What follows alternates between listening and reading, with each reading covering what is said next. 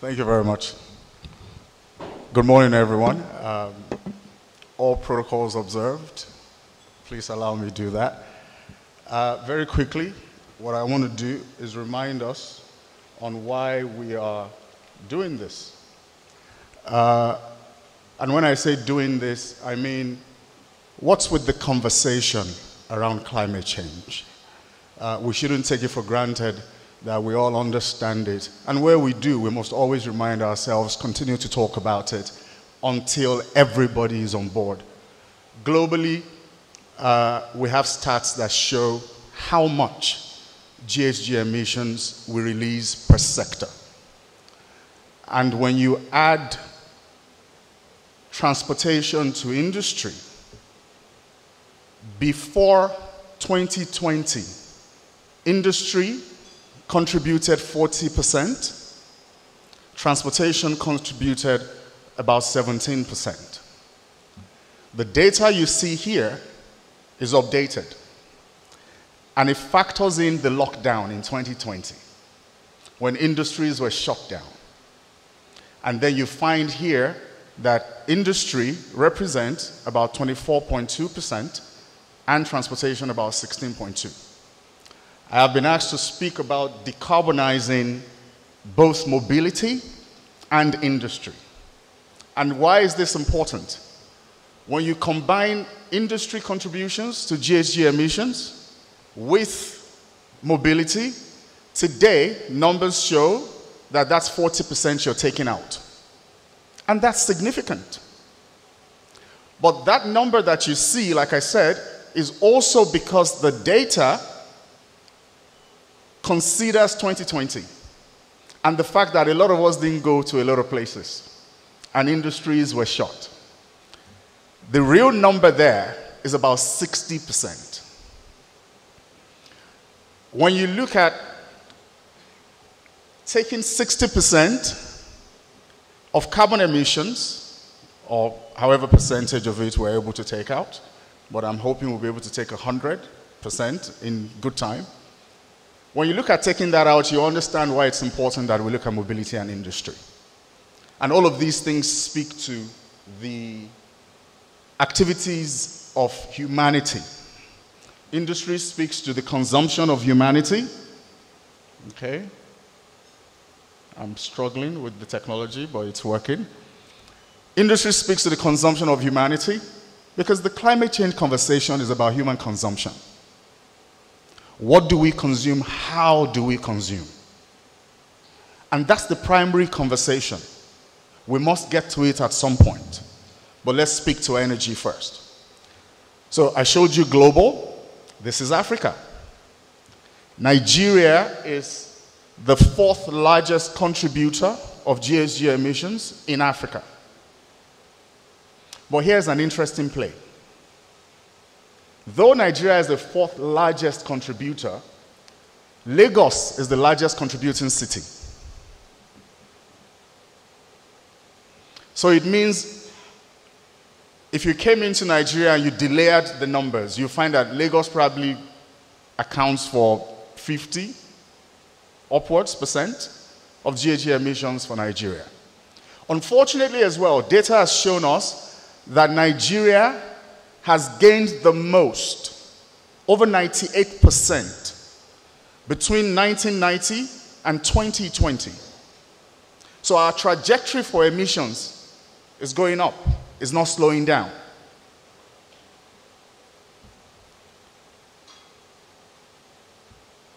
Transportation, however, in our own climate, represents 75% of GHG emissions. In very simple terms, let me tell you what this means, or what it says. It says we go to a lot of places, but we don't produce a lot of things. Industry leads the global average. Transportation leads Nigeria's average. That's not good news. If it was industry leading, we would at least say that we're a producing economy. All we just have to do is look at how we power our industries. It also means that as a country, Our mass transit system is subpar. But as we all know, Lagos is leading in that regard.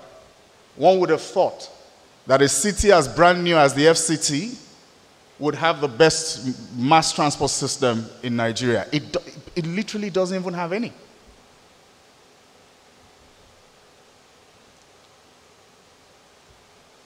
The impact on Lagos, I spoke to it yesterday, and the deputy governor as well, representing the governor, spoke to it as well. So I'm just going to mention it. Lagos is heating up because we're gaining temperatures.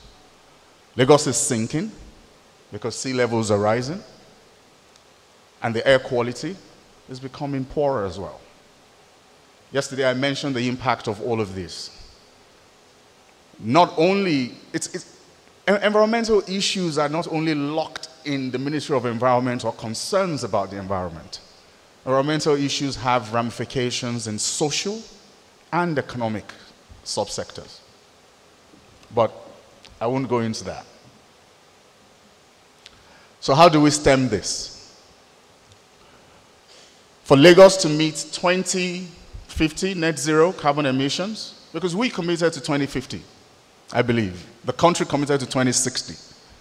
And like I said yesterday, I'm not sure, why Pacesetter went to Oyo State, but I think it should be Lagos State, always setting the pace.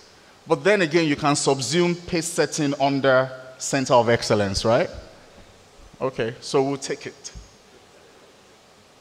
What we need to do with our industries and what we're working on as Oando Clean Energy Limited, we need to reinvent the wheel locally, but literally just copy, edit, paste, save in Nigeria. We're not creating any brand new technologies. What we need to change is how we power our industries. Hydro is acceptable because we still power largely from the grid. So how do we power? Basically, we power from grid, which is a blend of coal hydro, and we power using diesel on-site. So you have coal, hydro, gas, largely in Nigeria, and then you have diesel on-site, where the grid fails. And it fails a lot.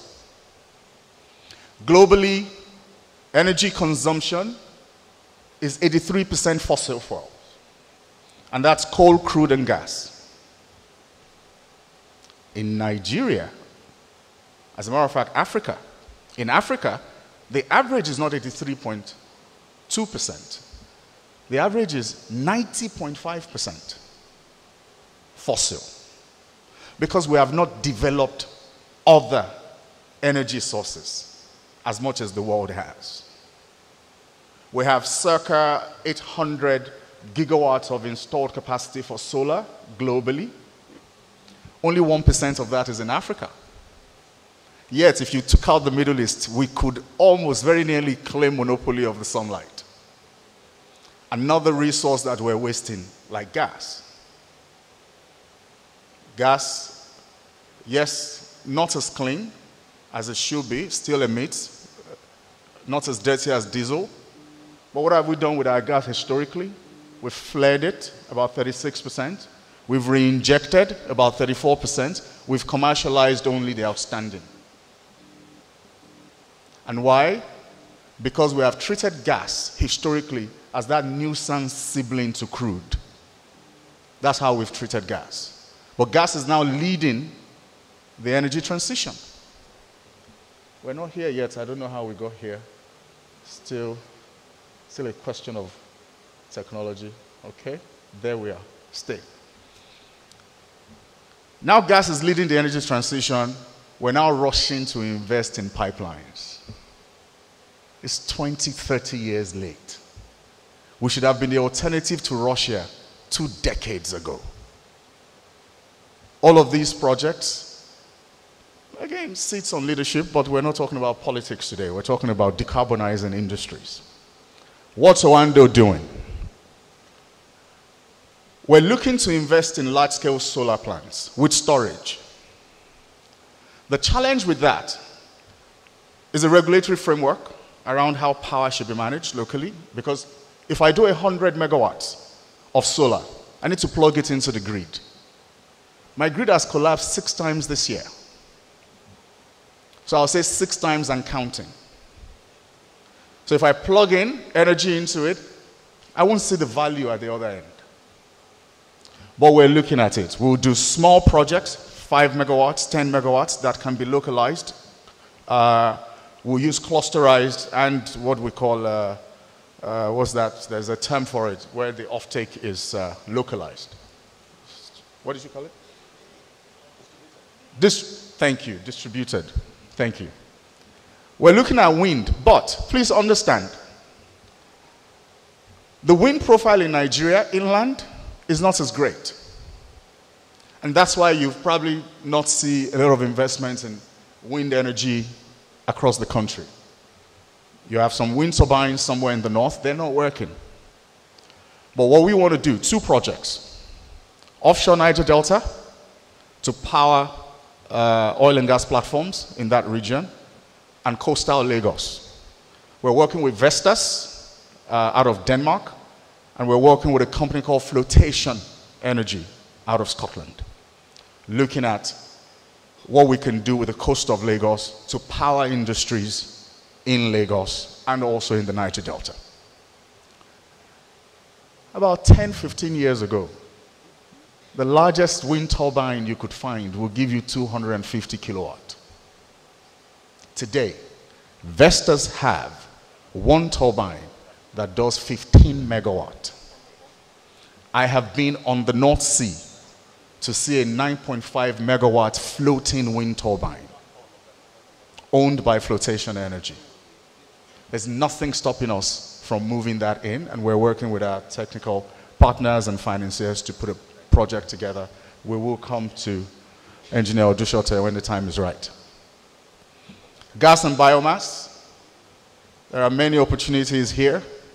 What we're looking to do with Lagos State is in the area of municipal waste and also wastewater and sludge. First, on the wastewater and sludge side, to solve an environmental debacle about how we've been disposing this, historically. But also at the same time to extract quality gas from this and fire turbines. The same thing with municipal waste, whether it's organic or inorganic, depending on whatever combustion process you want to use. It could be anaerobic if it's organic, it could be gasification if it's otherwise. Again, these are projects that we're working on in conjunction with the Ministry of Energy. We're together on this to ensure that we find ways to produce enough energy for the consumption of Lagosians, not only industry, but commercial, industrial, and entertainment as well. And then, of course, residential. So that speaks to gas and biomass. But there's another gas that we're looking at, and that's hydrogen. Because when you speak about decarbonizing industries and you begin to talk about introducing gas, gas still carbonizes. It's just lower than diesel. The death of gas as we know it today, CNG, LNG, however, name they've been given, will be hydrogen. Because post-combustion of hydrogen, what you get is water. But it's expensive today, particularly green hydrogen, because that's an electrolysis process. It consumes a lot of power. 1 megawatt of power will power electrolysis that will give you 450 kilograms of hydrogen a day and about 3,600 kilograms of medical grade oxygen a day. If you were to use it to power another turbine, you would have spent 1 megawatt of power to generate about 600 to 700 kilowatt of power. It doesn't make sense yet, but we must invest in it. Because as technology iterates and gets even more proliferated, and we set international standards around what we call LCH, which is low carbon hydrogen, things will get better, technology will become cheaper, and then this will begin to make sense. But make sense or not, we Oando, are committed to starting a project in 2023 on our first hydrogen plant in Lagos. Green hydrogen, that is. Thank you.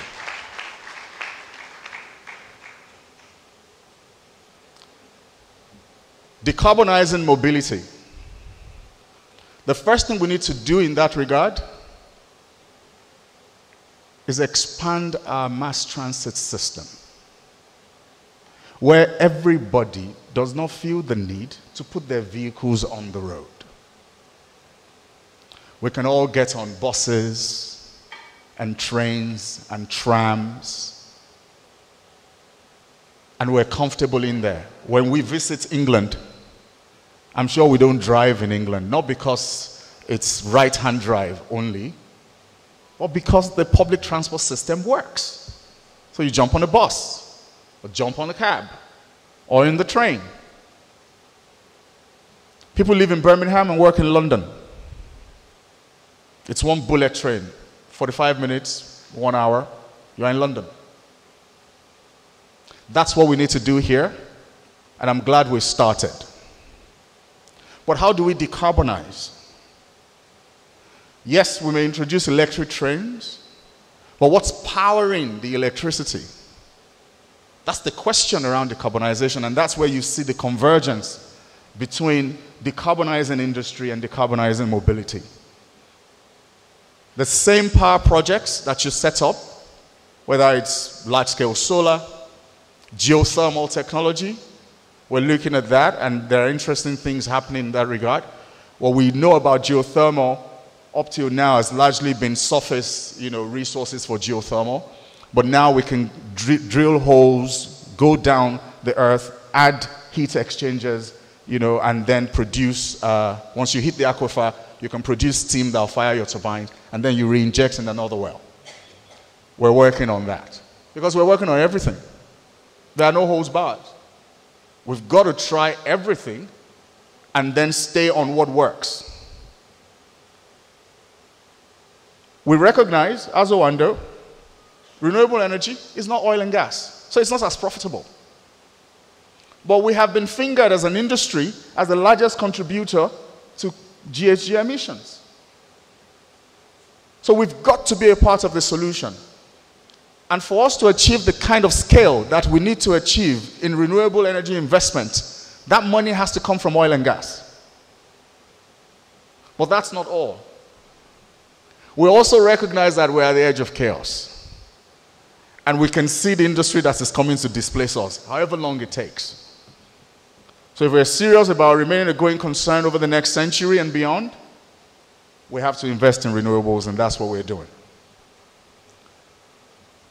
Under the supervision of the Honorable Commissioner for Transportation and the MD of Lamata, we recently signed an MOU with the Lagos State government to introduce electric buses into the mass transit system in Lagos.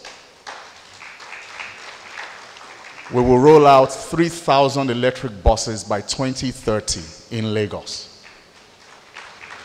And you will see the first set of buses for the proof of concept phase this year. Last quarter. Thank you. And 2 days ago, we signed an agreement to work with the largest EV manufacturers in the world, Yutong. And that's how serious we take this. I've spoken to hydrogen. The buses that are powered with hydrogen will not be profitable, not at the fares that we pay today. They're not cost reflective. And we also can't pass it on to the consumer. The commuter is not interested, not just yet. It doesn't matter whether it's kerosene or firewood that powers the bus. They just want to get from point A to B. So we will roll out about 5 hydrogen-powered buses when the plant is ready. It will run at a loss. We know. But we will do it still anyways. Because we must prove the concept and attract investment, particularly development funds. I spoke to this earlier, what we saw in mobility. We also saw it in industry. COVID-19 hit. The world went into a lockdown. He was at a frenzy during that period. If we checked his own carbon emissions, during the lockdown, it would probably tip the scale, right? But industry shut down, so we released less carbon. People stayed put, we released less carbon. If we can do that without COVID-19, right, what we'll do is still produce, crank the engines, but fire them with different fuels and energies. So what I've done, I took an unsolicited liberty to mess with SMART, the Smart City Agenda, right? So I turned it into an acronym. SMART as safety, mobility, access, resilience, together, and then I added an S for sustainability. Thank you. Safety, a safe business environment, Lagos. This is our agenda. This is what we must work at to deliver. This is the mindset that we all must carry to achieve what it is we're looking to achieve. Whether it's in decarbonizing mobility, decarbonizing industry, or even just building a world that we're running against time that we can proudly hand over to generations behind us. Some would say, oh, let's do better so that the generation behind us will live in a healthy environment. I'm a young man. Let's do better for me. I'm still here for a while.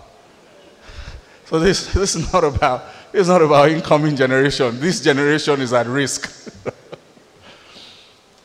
Safe business environments, safe communities, land, air, waterways, social interaction, a safe Lagos. And when you delay this, there are elements to it, what it means to create a safe Lagos.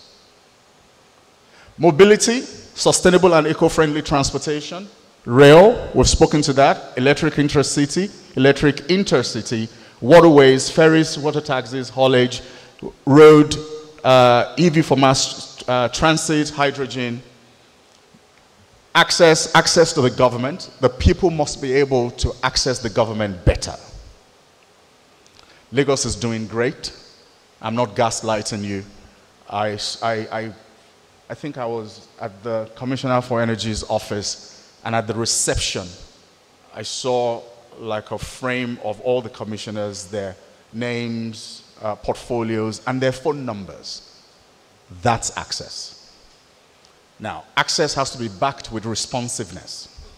So we have to do better in that regard. Access to knowledge, which means our schools, must be different. We need to improve on infrastructure of learning, tools of learning, human capital, those who teach, because you can't teach what you don't know. And our curriculum has to be current. We're still training our people for the past. We need to work on curriculum. I know that's not under the purview of Lagos State, but we can influence this. It's time we took a look at our curriculum. Access to healthcare, water, energy, Internet of Things, skilled workforce, and capital. Ademola, can I get you to round up, please? I am. Thank you. You have 3 more slides, maybe 4. Resilience. We have to invest in resilient infrastructure. The last plenary was speaking about building code, and all of these things are essential, right? Look, World Bank says there will be 100 million people in Lagos by the turn of the century. There's so much land we have, there's so much sand filling we can do, there's so much ocean reclamation we can do. We've got to grow vertical. We have to. There's no choice. Ademola, there's an emergency. You have to close now. Now. Okay. But we'll do it together. All stakeholders, young, old, government, local, sustainability, spoke to the commitments. I think the organizers have the presentation, so this can be circulated. All right. And I had said yesterday that it was time for us to launch the Lagos Green City Fund, $1 billion target over the next 5 years, with contributions and participation from all the listed parties. And then what the target will be, what it seeks to do, and what the fund management will look like. And thank you very much.